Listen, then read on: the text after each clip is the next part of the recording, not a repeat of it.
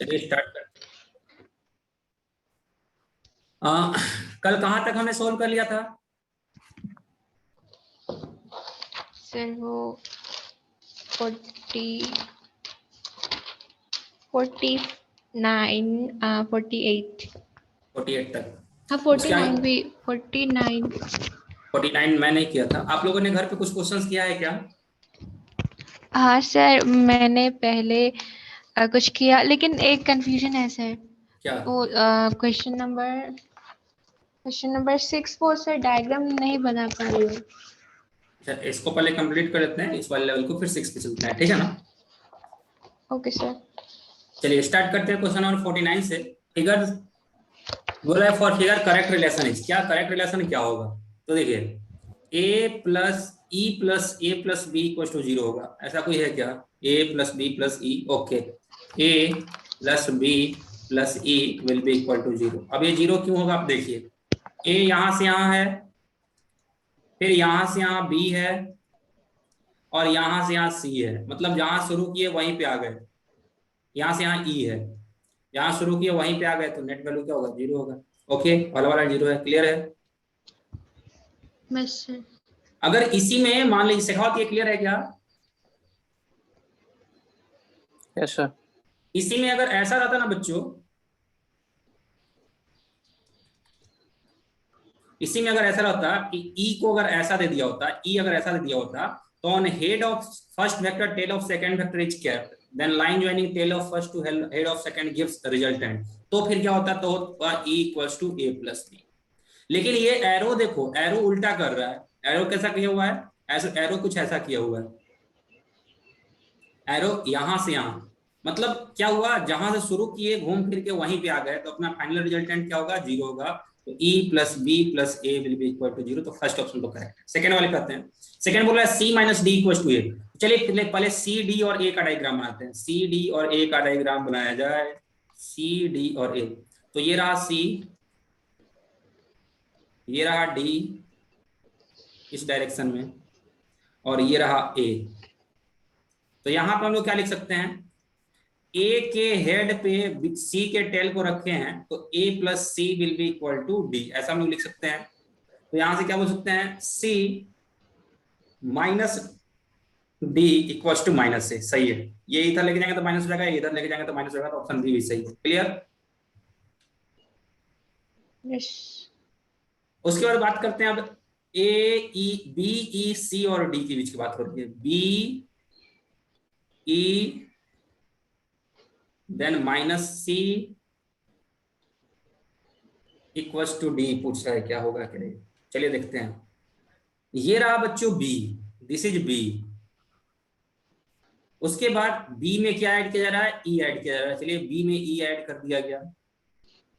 B में ई add करने के बाद इसमें से सी को माइनस किया जा रहा है। ठीक है, सी को माइनस किया जा रहा है। तो ये जो है ये प्लस सी है, माइनस सी क्या होगा? माइनस सी इसके अपोजिट होगा। दिस इज माइनस सी। तो देखो, माइनस सी के हेड पे बी का टेल है, बी के हेड पे ई का टेल है। तो if tail of second vector is kept on head of first vector and so on, then line joining from tail of first to head of last gives resultant। तो ये जो value होता, ये इसको ऐसा लिख सकते थे, minus C plus B, minus सी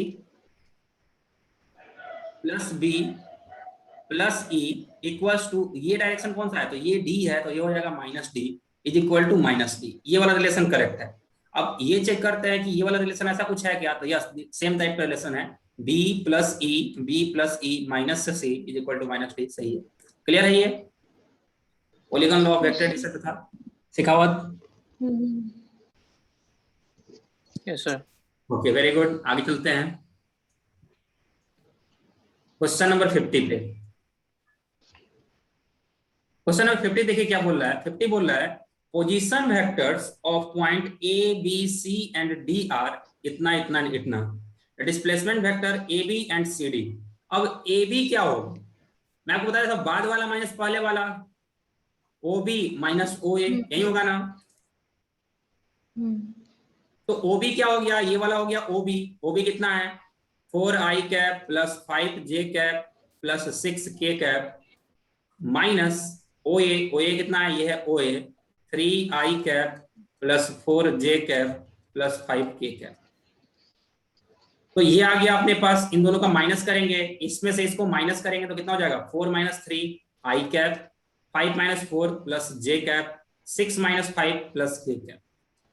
और दूसरा कुछ बोल रहा है, कौन सा दूसरा बोल रहा है CD वेक्टर। तो CD वेक्टर क्या होगा d माइनस c, तो d में से c को माइनस करना है तो 4i cap minus 7i cap minus 3i cap 6j cap minus 9j cap 6 minus 9 कितना हो जाएगा minus 3j cap and 0k cap plus minus 3k cap minus 3k cap. Okay, ये CD वेक्टर हो गया clear. This is AB, this is AB and this is CD। Okay everyone, हाँ ना? Yes sir.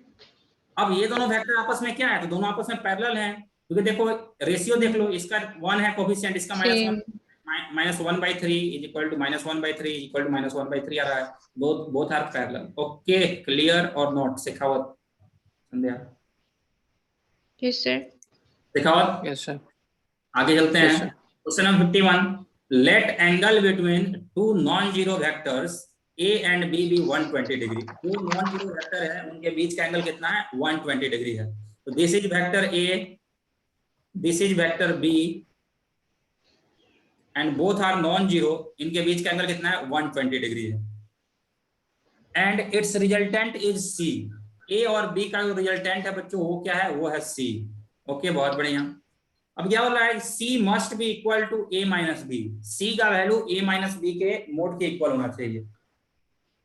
तो A minus B का mod कितना होगा? चलो देखो, ये है वेक्टर A, ये है वेक्टर B, तो A प्लस बी कितना हो जाएगा, A प्लस बी कितना हो जाएगा, A प्लस बी हो जाएगा, ये एंगल 120 डिग्री है ना, under root A square plus B square plus 2AB cos 120। Okay,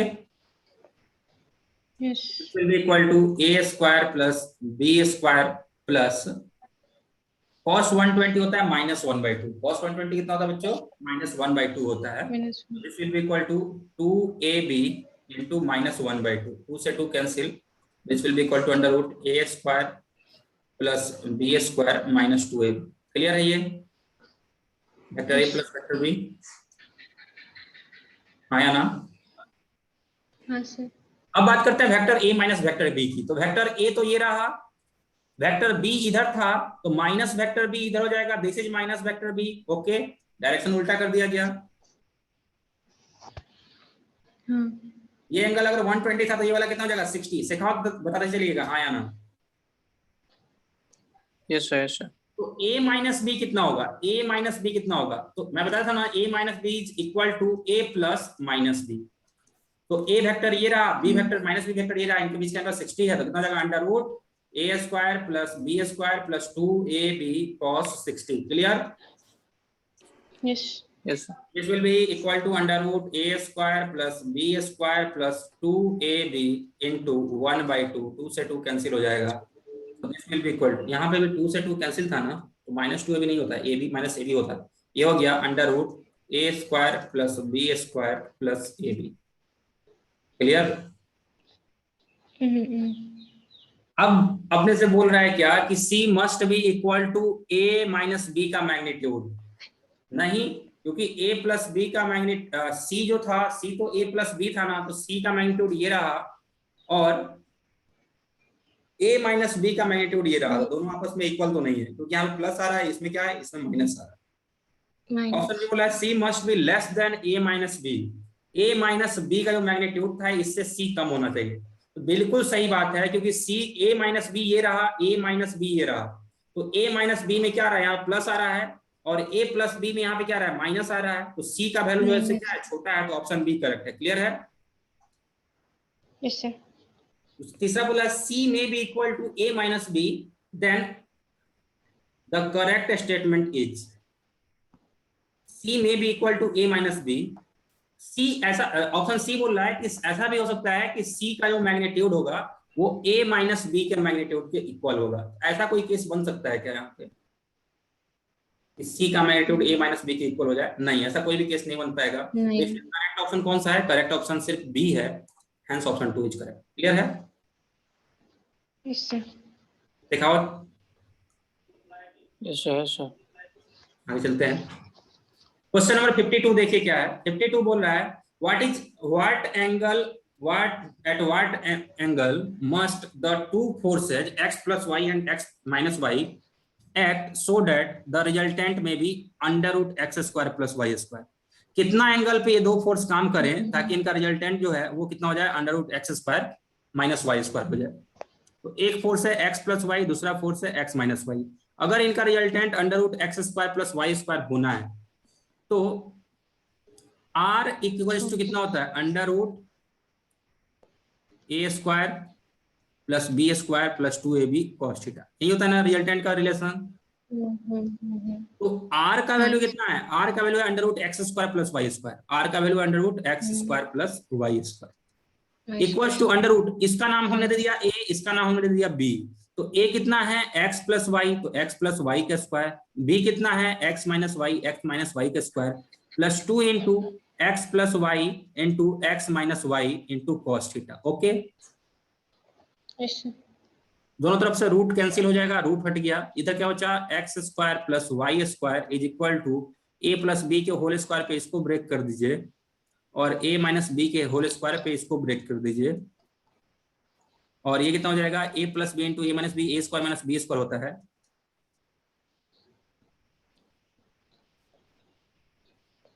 cos theta. 2xy से कैंसिल हो गया, xy इधर कैंसिल हो गया, ये टर्म इधर आएगा तो minus X square plus Y square is equal to 2 into X square minus Y square cos theta. इतना लिख सकते हैं। तो यहां से हम क्या लिख सकते हैं, minus X square plus Y square by, ये इधर मल्टीप्लाई में ना इधर आकर डिवाइड हो जाएगा, divide by 2 under root x square minus Y square is equal to cos theta. और थीटा का वैल्यू कितना हो जाएगा, cos inverse minus X square plus Y square divided by 2 under bracket X square minus Y square. Option A is correct. Clear? देखा और Yes, sir. आगे चलें। Yes, sir.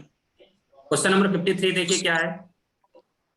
53 is saying that three vectors a, b and c are side of an, क्या ये सभी एक equilateral triangle के, right angle triangle के या आइसोसेलेस ट्रायंगल के साइड है क्या, अपने से ये पूछ रहा है। ओके, तो अगर राइट एंगल ट्रायंगल के सभी साइड होंगे तो पैथागोरियन ट्रिपलेट को फॉलो करेंगे। तो आप देखिए ए का मैग्नीट्यूड कितना है, अंडर रूट 2 का स्क्वायर 4, 1 का स्क्वायर 1, 1 का स्क्वायर 1, अंडर रूट 6। बी का मैग्नीट्यूड कितना है, अंडर रूट 1 का स्क्वायर 1, 3 का स्क्वायर 9, 5 का स्क्वायर 25, अंडर रूट 26। एंड सी का मोड कितना है, ये है अंडर रूट 3 का स्क्वायर 9, 4 का स्क्वायर 16, 4 का स्क्वायर 16। 32 और 9 कितना हो जाएगा, 32 और 9 41। ओके, अब पाइथागोरियन ट्रिपलेट अगर होता तो क्या होता है, a square plus b square should be equal to c square, यानी ये प्लस ये इसके इक्वल होता है। मतलब ऐसा यहाँ पे तो हो नहीं रहा है, मतलब राइट एंगल तो नहीं। क्लियर है ये? समझ में आ रहा है क्या सिखावत?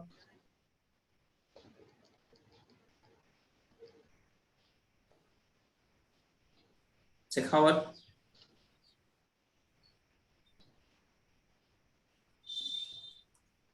Yes, sir. Yes, sir. अब देखिए क्या ये इक्विलैटरल ट्रायंगल है, नहीं। इक्विलैटरल ट्रायंगल में हर एक साइड इक्वल होता है, हर एक साइड इक्वल भी नहीं है। तो कैसे ट्रायंगल है, आइसोसेलेस ट्रायंगल। आइसोसेलेस है क्या, आइसोसेलेस में नहीं है। आइसोसेलेस में 2 साइड इक्वल होता है, इसमें 2 साइड इक्वल भी नहीं है। Okay, clear? क्वेश्चन नंबर 54 क्या बोल रहा है, parallelogram is found to be vector form by vector इतना एंड इतना एडजेसेंट साइड इज। अब देखिए क्या बच्चों, पैरेललोग्राम के एरिया का फॉर्मूला याद है क्या? Base into height. Base into height होता है। ओके, अब मान लीजिए कि यह एक पैरेललोग्राम है।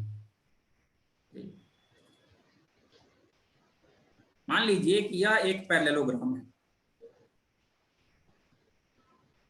तो अगर ये ए है तो ये भी ए होगा, और ये बी है तो ये भी बी होगा, वेक्टर वाइज बात करें तो, क्योंकि सभी आपस में पैरेलल होते हैं और साइड भी इक्वल होता है, पैरेललोग्राम में आमने सामने वाला साइड इक्वल होता है और पैरेलल होता है। क्लियर?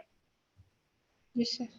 अगर ये वाला एंगल थीटा है तो बी का जो कंपोनेंट होगा यहां से यहां, ये बी कॉस थीटा होगा, और ये वाला कंपोनेंट कितना होगा, बी साइन थीटा होगा। हाँ या ना है?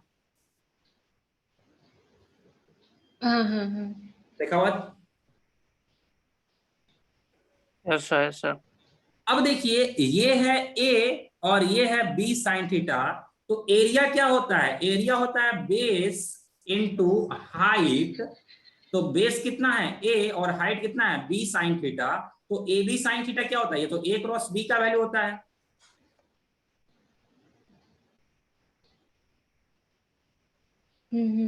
यस और नो? सर एक बार फिर से बता दीजिए। ए क्रॉस क्या बी क्या? किसके इक्वल होता है,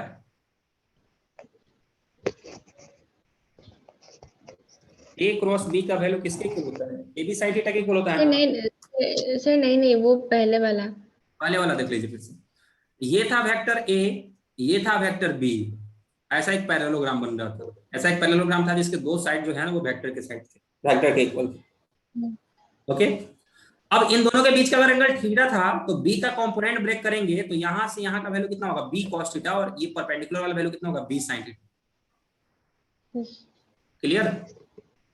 यस यस। तो बेस कितना है, ए है, और हाइट कितना है, बी sin थीटा है। तो एरिया कितना होता है, एरिया ऑफ पैरेललोग्राम होता है बेस इनटू हाइट, तो बेस कितना है ए और हाइट कितना है बी sin थीटा, तो ए बी sin थीटा होगा ए क्रॉस बी के इक्वल होगा। यानी आपको याद रखना है if A and B are two adjacent sides of a parallelogram, then area of parallelogram is given by A equals to A cross B or equals to AB sin theta. Okay, clear? Yes sir. Note कर लीजिए बातें, इतनी सारी बातें पहले note कर लीजिए, important note है इसको लिख लीजिए, फिर आगे चलते हैं।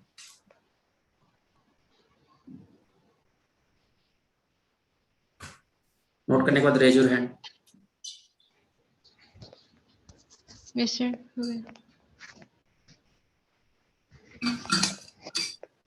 हो गया नोट? Yes sir. तो अब देखिए, अब अपने को पैरेललोग्राम का एरिया चाहिए ना, कैसे फाइंड करेंगे एरिया पैरेललोग्राम का, जल्दी से मिट जाइए।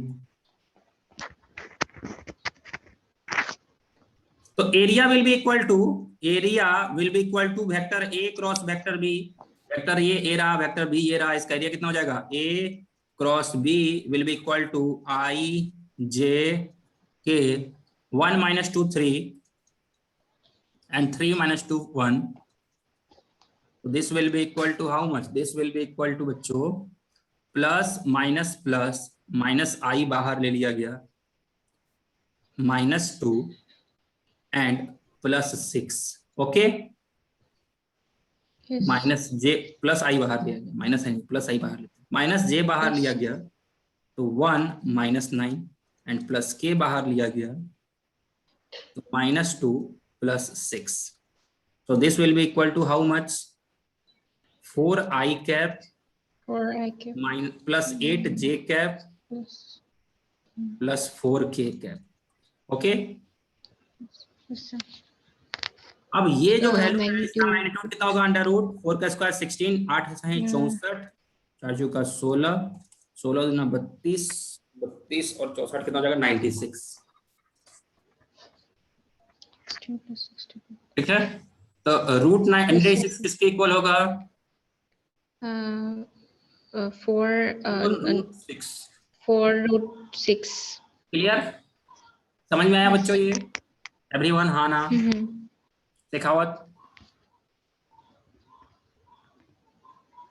Shekhawat raise your hand. Yes sir, yes yes yes. Very good. Question number 55 पे आते हैं। out of addition, subtraction, dot product and cross product, the following operations are cumulative. Cumulative law क्या होता है? So a plus b equals to b plus a. ये होता है ना, a plus b equals to b plus a. तो vector a plus b equals to vector b plus a, ये बिल्कुल कम्यूटेटिव है. Vector a minus b is equal to vector b minus a, नहीं. क्यों? देखो क्यों. वेक्टर a ये रहा, वेक्टर b ये रहा, तो चाहे इससे इसको जोड़िए, इससे इसको जोड़िए, रिजल्टेंट इधर ही आएगा. लेकिन वेक्टर a ये है, वेक्टर b ये है, तो a प्लस b इधर आएगा. जब इन दोनों का सब्सट्रैक्शन करेंगे, सब्सट्रैक्शन केस में क्या होगा? सब्सट्रैक्शन केस में देखिए क्या होगा. ये रहा बच्चों वेक्टर a, ये रहा वेक्टर b. तो जब a माइनस बी की हम बात करते हैं, a माइनस बी की बात करते हैं, तो वेक्टर b का नेगेटिव तो इधर हो जाएगा, this is minus b. Okay, तो a माइनस बी इधर कहीं आएगा, this is a minus B. Okay, yes और नो? Yes sir. लेकिन वेक्टर b माइनस a जब करेंगे, तो ये रहा वेक्टर a, ये रहा वेक्टर b, और इस बार हम लोग वेक्टर b माइनस a कर रहे हैं. तो b माइनस a के लिए a को हमको इधर ले जाना पड़ेगा, दिस इज माइनस a. तो इधर की तरफ क्या आएगा? इधर की तरफ आएगा b minus a.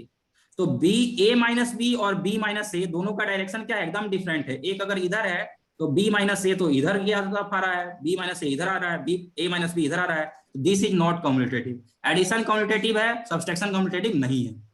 Dot product a dot b equals to A B cos theta, या फिर b dot a equals to B A cos theta, दोनों का वैल्यू सेम आएगा. डॉट प्रोडक्ट कम्यूटेटिव है.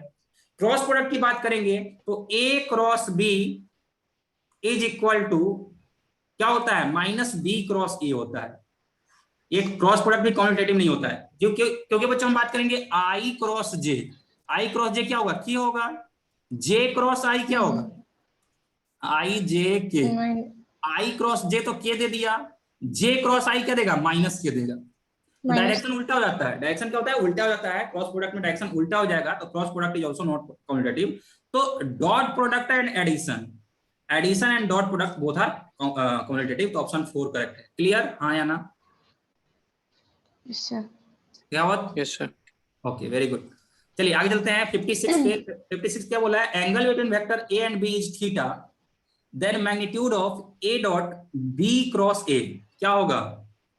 b cross a perpendicular to a, और उसका dot product करेंगे फिर से a से, तो क्या आएगा? 0. कराए थे ना? Yes sir. ओके, शेखावत हाँ या ना? Sir, no. Can you explain? फिर से देख लीजिए. अगर मैं बात करता हूं a क्रॉस b की, तो ये है वेक्टर a, ये है वेक्टर b. तो a क्रॉस b क्या होगा? a cross b will be perpendicular to both a and b. ये a के ही परपेंडिकुलर होगा और b के ही परपेंडिकुलर होगा. Is it clear? Yes sir. Yes sir. Now we are performing a dot a cross b. तो ये जो वैल्यू है, ये तो इसके परपेंडिकुलर है, and we know that for two perpendicular vector their dot product is 0.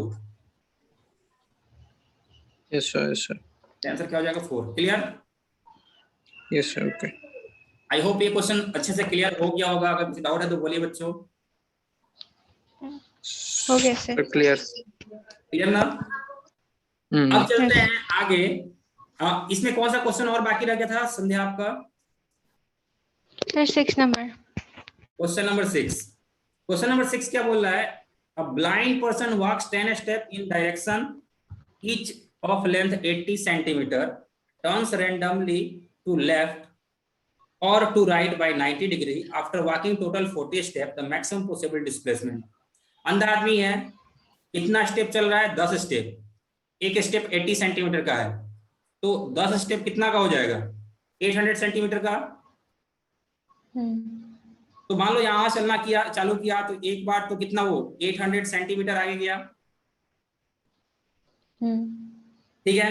उसके बाद लेफ्ट या राइट कहीं पे भी वो टर्न ले सकता है. चलिए इधर उसको टर्न लिया है, फिर से वो 800 स्टेप चालू कर चलेगा, फिर लेफ्ट या राइट कहीं भी टर्न ले सकता है. तो यहाँ पे आपके पास 2 डायरेक्शन है. या तो आप इधर भी 800 टर्न ले सकती हैं, या फिर आप चाहे तो इधर भी 800 टर्न ले सकती हैं. तो इधर वाले 800 के टर्न को हम दूसरे कलर से दिखाते हैं. आप चाहे तो इधर भी 800 टर्न ले सकते हो। ठीक है, अब देखिए 800 इधर चलेगा तो यहां पहुंचेगा, यहां पहुंचने के बाद उसके पास एक और रास्ता है, वो चाहे तो इधर भी 800 का टर्न ले सकता है या फिर चाहे तो इधर भी 800 का टर्न ले सकता है, सेंटीमीटर में ऐसा। और अगर यहां पहुंचा रहता, टर्न लेकर के यहां पर पहुंचा रहता, तो यहां पर भी इसके पास दो रास्ता था, ये चाहता तो ऊपर भी जा सकता था 800 मीटर 800 सेंटीमीटर, या फिर चाहता तो नीचे भी आ सकता था 800 सेंटीमीटर। ओके, सर अब देखो वो टोटल कितना 40 स्टेप चला है, तो 10 स्टेप ये, 10 स्टेप ये, 10 स्टेप ये, 10 स्टेप ये। यहां से यहां एक रास्ता है, इसमें भी 10 स्टेप ये चला है, यहां से ऐसे होते हुए यहां आया तो इसमें भी टोटल 40 स्टेप चला है, यहां से ऐसे आएगा तभी 40 स्टेप चलेगा, और यहां से ऐसे जाएगा तभी 40 स्टेप चलेगा। अब अपने पूछ रहा है क्या मैक्सिमम डिस्प्लेसमेंट क्या होगा, मैक्सिमम पॉसिबल डिस्प्लेसमेंट। तो अगर इस रास्ते से होके जाता, इस रास्ते से होके जाता तो उसका डिस्प्लेसमेंट 0 हो जाता। अगर इस रास्ते से होकर के जाता यहाँ पे तो उसका डिस्प्लेसमेंट कितना होता, तो 800 ये और 800 ये 1600 सेंटीमीटर यानी 1.6 मीटर। अगर इस रास्ते से होकर के वो यहाँ पे आया रहता तो उसका डिस्प्लेसमेंट कितना होता, 800 ये और 800 ये 1600 सेंटीमीटर यानी 16 मीटर, ये भी 16 मीटर, ये भी 16 मीटर। ओके आया ना। तो एक में 0 मिला है डिस्प्लेसमेंट, एक में 16 मीटर मिला है, एक में 16 मीटर मिला है। लेकिन अगर वो इस रास्ते से जाएगा, ऐसे ऐसे ऐसे ऐसे जाएगा, तो उसका डिस्प्लेसमेंट मैक्सिमम होगा। और वो मैक्सिमम डिस्प्लेसमेंट कितना होगा, तो ये देखिए अगर ये 800 है तो ये भी कितना होगा 800, और ये 800 है तो ये भी कितना होगा 800, और प्लस ये 800। तो यहां से यहां का डिस्प्लेसमेंट इनिशियल और फाइनल पोजीशन के बीच का स्ट्रेट लाइन डिस्टेंस होता है, तो ये होगा इसका डिस्प्लेसमेंट। तो दिस इज 1600, दिस इज 1600, और 1600 सेंटीमीटर का चाहिए तो this is 16 metre, this is also 16 metre, this will be equal to 16 √2 metre. Okay, तो मैक्सिमम डिस्प्लेसमेंट कितना होगा 16। सर मुझे वो डाउट था ये कि यहाँ सिर्फ एक बार टर्न करने की बात कर रहा है, turns randomly to left and right by नहीं, हर एक 10 स्टेप के बाद वो लेफ्ट या राइट टर्न हो रहा है।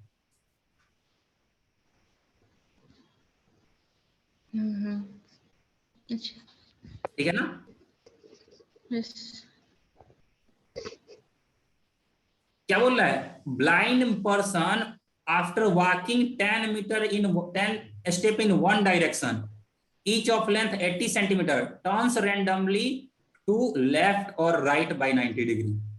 10 स्टेप चलने के बाद वो लेफ्ट या राइट किसी भी डायरेक्शन में 90 डिग्री से टर्न ले रहा है। यस सर यस सर आगे चले, यस सर एवरीवन। यस हाँ ना, ओके।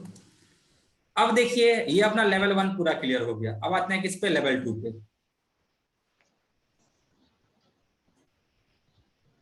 अब देखिए अगला क्वेश्चन क्या है कि एंगुलर मोमेंटम कैसा वेक्टर है। तो बच्चों देखो एंगुलर मोमेंटम जो है ना वो एक्सियल वेक्टर है। ठीक है, दो तरह के वेक्टर होते हैं, एक होता है पोलर, एक होता है एक्सियल। तो पोलर वेक्टर के बारे में याद रखना, ये होता है इन प्लेन, ये प्लेन में होता है। एंड एक्सियल वेक्टर जो होता है, एक्सियल वेक्टर ये होता है टुवर्ड्स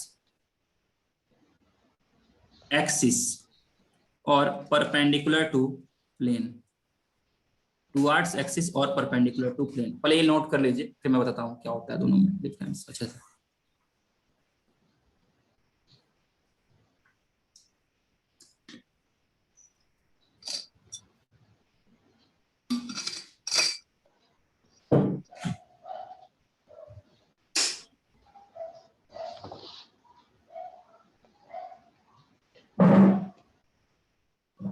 ओके, नोटेड और not everyone? Yes Yes, sir. Yes, sir. अब देखिए जैसे मैं आपको बताया था क्या कि ये स्क्रू वाला एग्जांपल दिया था ना, कि अगर ये स्क्रू है, ये सेंटर ऑफ स्क्रू है, तो सेंटर ऑफ स्क्रू की तरफ क्या होता है, आर वेक्टर होता है। और स्क्रू ड्राइवर जो है तो फोर्स अगर इधर लगाता है तो इधर होता है एफ वेक्टर। तो आर क्रॉस एफ का डायरेक्शन कहाँ होता है, इनसाइड दो होता है। याद आ रहा है क्या ये यस सर सिखावत? Yes, sir. Yes, sir. ठीक है, तो इसी में आप याद रखिए क्या, अगर हम इस वाले प्लेन को कंसीडर करेंगे तो आर वेक्टर और एफ वेक्टर ये दोनों क्या होंगे, ये दोनों होंगे बच्चों पोलर वेक्टर। और इस प्लेन के परपेंडिकुलर जो वेक्टर होगा ना उसको क्या बोला जाएगा, उसको बोला जाएगा एक्सियल वेक्टर। ओके, जो वेक्टर सर एक बार टुवर्ड्स फिर से, एक्सिस हो, बोलिए। सर एक बार फिर से बोल दीजिए। जो वेक्टर टुवर्ड्स एक्सिस होता है ना उसको बोलते हैं एक्सियल वेक्टर, जो वेक्टर भी प्लेन होता है उसको बोलते हैं पोलर वेक्टर। फिर से समझते हैं।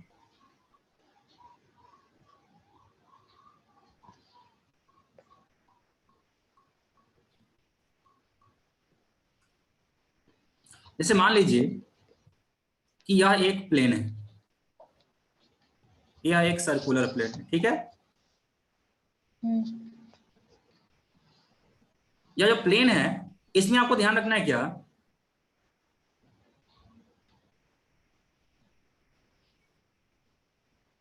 कि this is X axis, this is Z axis and this is Y axis. ये है एक्स एक्सिस, ये है जेड एक्सिस और ये है वाई एक्सिस, ठीक है। तो इस वाले ऑब्जेक्ट के प्लेन में कौन कौन सा एक्सिस आ रहा है, तो एक्स और जेड इसके प्लेन में आ रहा है। तो जो वेक्टर एक्स और जेड के पैरेलल होंगे उसको बोलेंगे पोलर, ठीक है। जैसे मान लो एक वेक्टर जो है वो यहां से यहां तक जा रहा है, this is O A vector, तो ओ ए क्या है, पोलर वेक्टर है। लेकिन इस वाले प्लेन का एक्सिस क्या है जो इसके परपेंडिकुलर है, तो वाई एक्सिस क्या है, एक्सिस है। तो इसको हम क्या बोलेंगे, इसको बोलेंगे एक्सियल वेक्टर। जो वेक्टर ऊपर की तरफ होगा, ऊपर के डायरेक्शन में, उसको क्या बोलेंगे, उसको बोलेंगे एक्सियल वेक्टर। ओके ना। सर पोलर वाला क्या होगा? पोलर वाला प्लेन में होगा, हाँ। पोलर वाला कहाँ रहेगा, प्लेन में रहेगा। डाउट है तो फिर से देखिए एक बार। जैसे मान लीजिए कि अपने पास एक सिलेंडर है, सिलेंडर कैसा है, तो सिलेंडर कुछ ऐसा है, ये टॉप ऑफ सिलेंडर है,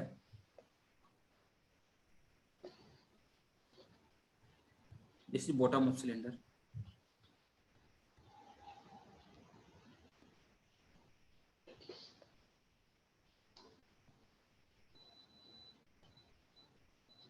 ओके, तो ये एक अपने पास क्या है बच्चों, सिलेंडर है।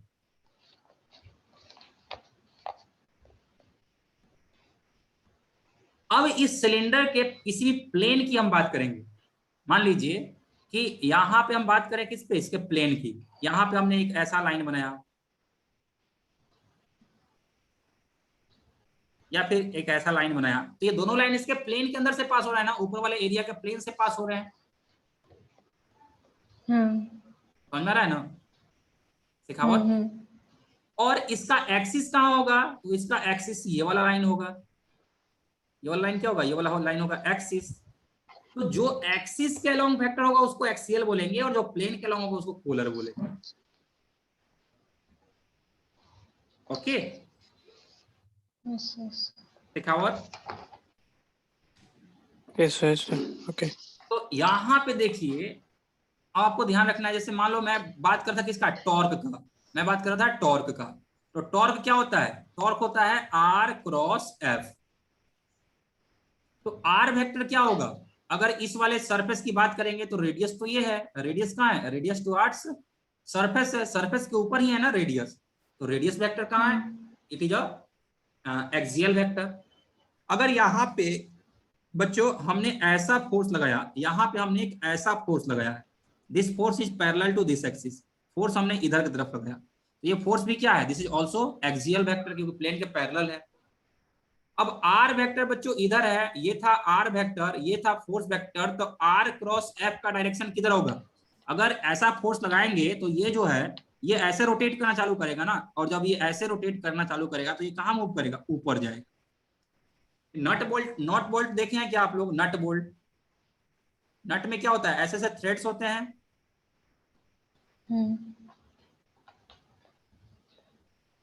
और इसके ऊपर क्या होता है, इसके ऊपर यहाँ पे एक ऐसा सेगमेंट रहता है। जब इसको हम लोग घुमाते हैं तो इसके ऊपर ऊपर ऐसे जाता है कि नहीं जाता है, ऊपर जाता है। जब इसको हम लोग घुमाते हैं तो ये ऊपर जाता है। तो रेडियस वेक्टर इसका इधर है, फोर्स वेक्टर इधर है और डायरेक्शन ऑफ मोशन ऊपर है, ठीक है। तो इसको हम क्या बोलेंगे, ये एक्सियल, जो एक्सिस के अलोंग आएगा। नट का एक्सिस किधर था, इधर था ना, तो इस एक्सिस के अलोंग जो वेक्टर आ रहा है उसको क्या बोलेंगे, उसको बोलेंगे एक्सियल वेक्टर। ओके,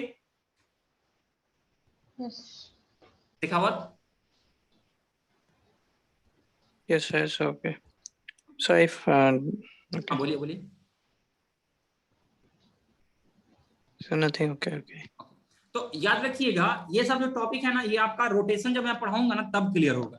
रोटेशन के पहले अपने को क्रॉस प्रोडक्ट के बारे में उतना पढ़ना नहीं है ही नहीं।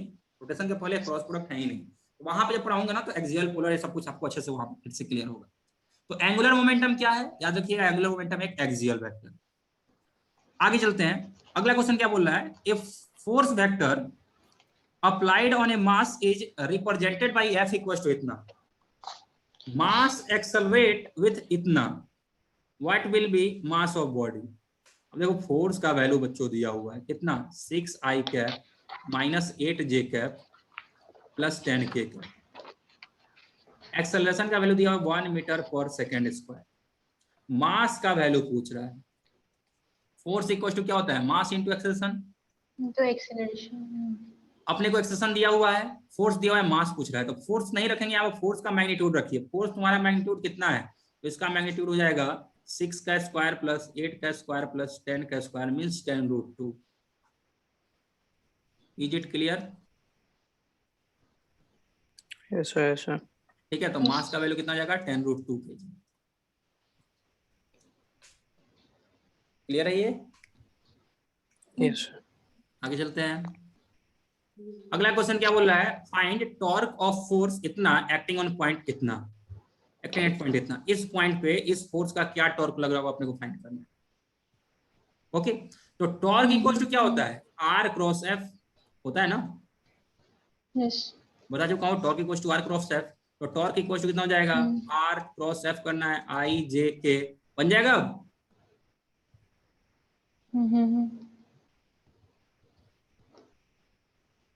सिखावत बन जाएगा ये क्वेश्चन।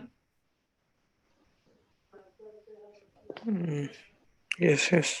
अपने को टॉर्क पूछ रहा है, टॉर्क आर और एफ का क्रॉस प्रोडक्ट से मिलता है, तो आर भी दिया हुआ है एफ भी दिया हुआ है, इसका क्रॉस प्रोडक्ट बस करना है। आई होप बन जाएगा। आगे चलते हैं, क्वेश्चन नंबर 4 क्या बोल रहा है, if a unit vector represented by इतना देन वैल्यू ऑफ सी। बोल रहा है कि 0.5 i cap plus minus 0.8 minus 0.8 j cap plus c k cap, this is a unit vector. तो सी का वैल्यू क्या होगा, यूनिट वेक्टर का मैग्नीट्यूड कितना था, 1 इक्वल्स टू अंडर रूट 0.5 का स्क्वायर प्लस 0.8 का स्क्वायर प्लस सी का square. Okay, squaring both side, 1 equals to 0.25 plus 0.664 plus C square. Okay, अब इसको सॉल्व कीजिए, सी का वैल्यू मिल जाएगा। क्लियर बन जाएगा ये सिखावत। Yes.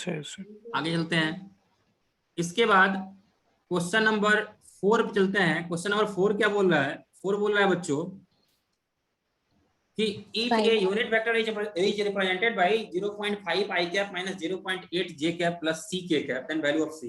ये 4 तो हो गया। 5 पे आते हैं, ओमेगा दिया है, आर दिया हुआ है, और a body angular velocity omega and radius vector is इतना।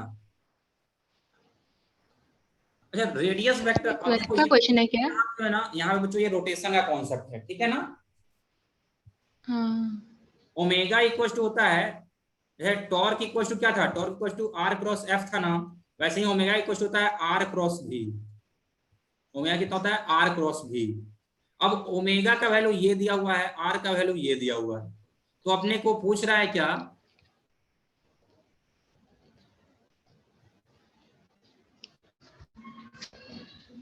आर वेक्टर इनकम्प्लीट दिया हुआ है क्या, इक्वेशन इनकम्प्लीट है, कुछ मालूम नहीं चल रहा है क्या पूछ रहा है। बॉडी ओमेगा का वैल्यू इतना, आर वेक्टर इतना, ओमेगा इतना, आर वेक्टर इतना, पूछ क्या रहा है, कुछ मालूम ही नहीं है। सर बोलिए बोलिए।